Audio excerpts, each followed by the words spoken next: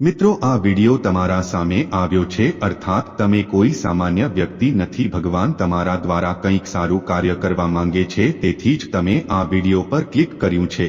આપણા પૂર્વજો કહીને ગયા છે, કીડીને કણ, હાથીને મણ અને મનુષ્યને જેટલું આપે એટલું ઓછું છે.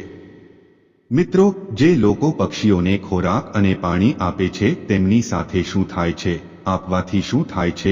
જો તમારી કુંડળીમાં નવગ્રહો દૂષિત હોય, નોકરી ધંધામાં ધનહાનિ થાય તો કરો આ નાનકડો ઉપાય. તમારું જીવન ધન્ય બની જશે અને તમામ સમસ્યાઓનું નિરાકરણ થશે. પક્ષીઓને ખોરાક અને પાણી આપીને આપણે પર્યાવરણની રક્ષા માટે એક પગલું ભરીએ છીએ. આ સાથે જ્યોતિષ શાસ્ત્ર અનુસાર આ કરવાથી તમારું અને તમારા પરિવારને સારું સ્વાસ્થ્ય મળે છે. વાસ્તુશાસ્ત્ર મુજબ આ એક એવો ઉપાય છે જે તમારા જીવનની ઘણી પરેશાનીઓને દૂર કરી શકે છે. ઘરમાં સકારાત્મક ઉર્જાનો સંચાર થાય છે. જો વ્યવસ્થા કરવામાં આવે તો તેમને જલ્દી સંતાન થવાની સંભાવના રહે છે. તેથી જ્યોતિષમાં નિઃસંતાન દંપતીઓને સલાહ આપવામાં આવી છે. પક્ષીઓ માટે અનાજ અને પાણી રાખવા માટે જો તમે નિયમો અનુસાર પક્ષીઓ માટે પાણીનો બળ રાખશો તો તમને નવા ઘરની પ્રાપ્તિ થઈ શકે છે. અથવા તો તમે નવું ખરીદ્યું છે, કોઈ કારણસર તેમાં રહેવા ન જઈ શકતા હો તો આ સમસ્યા પણ હલ થઈ શકે છે. પરોઢિયે પક્ષીઓનો કિલકિલાટ અને તેમની ઉડાન આસપાસના વાતાવરણને નયનરમ્ય બનાવે છે. વિવિધ પ્રકારના પક્ષીઓ સાથે થોડો સમય વિતાવવાથી તમારા શરીર અને મનને ફિટ રાખી શકાય છે. પક્ષીઓ માટે બહાર, ટેરેસ કે બાલ્કનીમાં ખોરાક અને પાણી અવશ્ય રાખવું જોઈએ, જેથી તે અવાચક પક્ષીઓને પણ ખવડાવી શકાય. જ્યોતિષશાસ્ત્રમાં કેટલાક ઉપાયો જણાવવામાં આવ્યા છે, જે મુજબ પક્ષીઓ અને પ્રાણીઓને ખવડાવવાના ઘણા ફાયદા છે.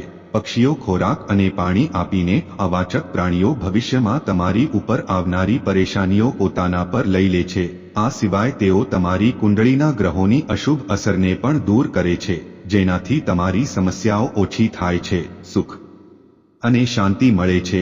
જો તમે કાયદાકીય વિવાદમાં ફસાયેલા છો તો તમને સલાહ આપવામાં આવે છે કે તમે માટીના વાસણમાં પક્ષીઓને પાણી પીવડાવો. આમ કરવાથી તમે આ બધા વિવાદોથી છુટકારો મેળવી શકો છો.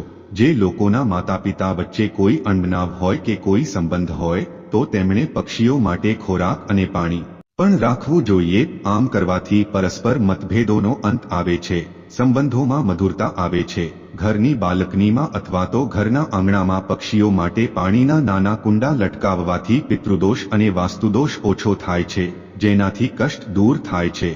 વિદ્યાર્થીઓના ભણતર કે નોકરીમાં કોઈ અડચણ હોય તો પક્ષીઓને પાણી પીવડાવો. આ સમસ્યા ખવડાવવાથી દૂર થવા લાગે છે. જો તમે આર્થિક તંગીથી ઝઝૂમી રહ્યા છો અથવા પૈસા આવવાનું બંધ થઈ ગયું છે તો તમારે નિયમિતપણે પક્ષીઓને ખવડાવવું અને પાણી પીવડાવવું જોઈએ. માનપૂર્ણાની કૃપાથી તમારી આર્થિક સમસ્યા ધીરે ધીરે હલ થઈ જશે. મિત્રો, પક્ષીઓને ખોરાક અને પાણી આપવાનો પ્રયાસ કરો.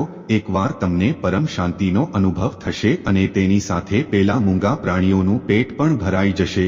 જો તમે કીડીઓને દરરોજ ખાંડ મિક્સ લોટ ખવડાવો છો તો તે કીડીઓ તમારા સારા માટે ભગવાનને પ્રાર્થના કરવાનું શરૂ કરે છે અને ભગવાન મૂંગા પ્રાણીની પ્રાર્થના જલ્દી સાંભળે છે. તેથી જ તમારે મૂંગા પ્રાણીનું પેટ ચોક્કસ ભરવું જોઈએ, કારણ કે ભગવાને તમને આપવાવાળા બનાવ્યા છે. થોડુંક ખવડાવીને તમે ગરીબ નથી થઈ જવાના. મિત્રો, માહિતી પસંદ આવી હોય તો વિડીયોને લાઇક, ચેનલને સબસ્ક્રાઇબ અવશ્ય કરી લેજો અને કોમેન્ટ બોક્સમાં જય શ્રી કૃષ્ણ ચોક્કસ લખજો. મળીશું એક નવી માહિતી સાથે.